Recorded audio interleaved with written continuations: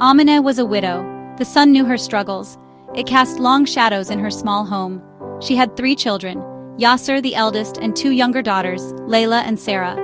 Their laughter was her music, a fragile melody in a harsh world. Their smiles were her strength. She worked hard always for them. Their home was small, nestled in a quiet, dusty alley. Walls whispered tales of leaner days. Yet love lived there. It filled every corner. It warmed them against the cold nights. Neighbors knew Amine. They saw her quiet dignity.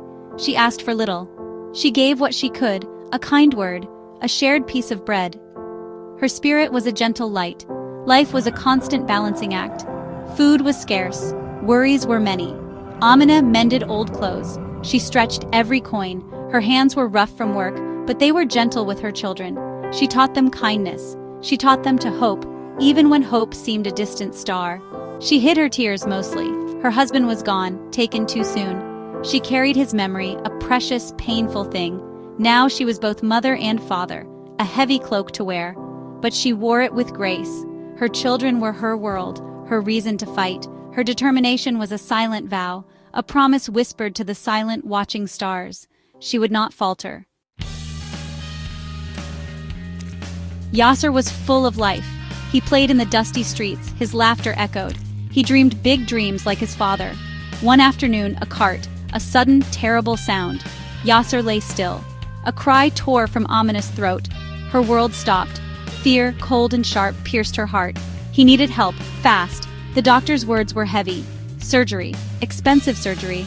Amine's heart sank. Where would the money come from? Their savings were meager, pennies saved for rainy days. This was a storm, a hurricane threatening to sweep them away. She looked at Yasser's pale face, her boy, her precious son. She would not let him go. She remembered her wedding necklace, gold, a gift from her husband, her last link to him, a treasure she had kept safe. It was more than gold, it was memory, it was love.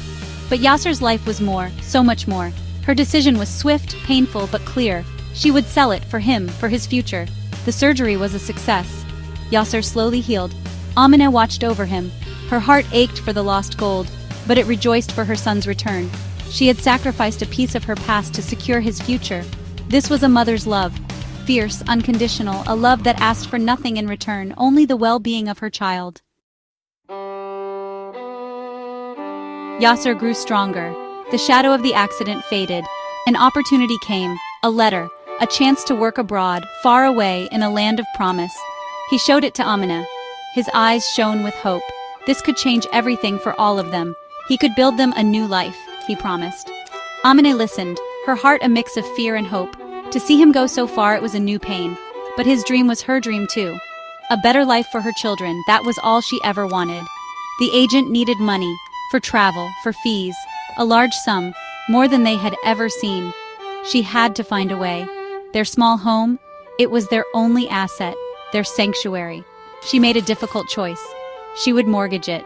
The thought terrified her. What if something went wrong? But Yasser's hopeful face, his dreams, they pushed her forward. She signed the papers, her hand trembled. She prayed for his success, for their future. Yasser left, full of hope. Weeks passed, then months. Letters stopped. Worry gnawed at Amina. Then the news came, a cruel blow. The job was a lie, a scam.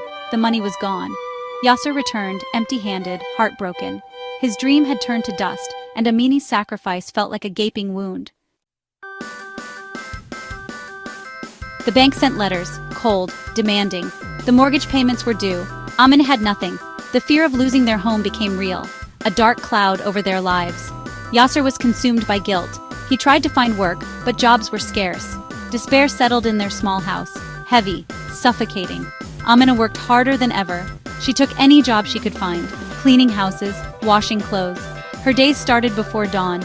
They ended late at night. Her body ached. Her spirit felt worn thin. But she pushed on. For Layla, for Sarah, for Yasser. She could not give up. Not now. She was their only shield. One evening she collapsed. Exhaustion claimed her. The children cried out, fear in their young eyes.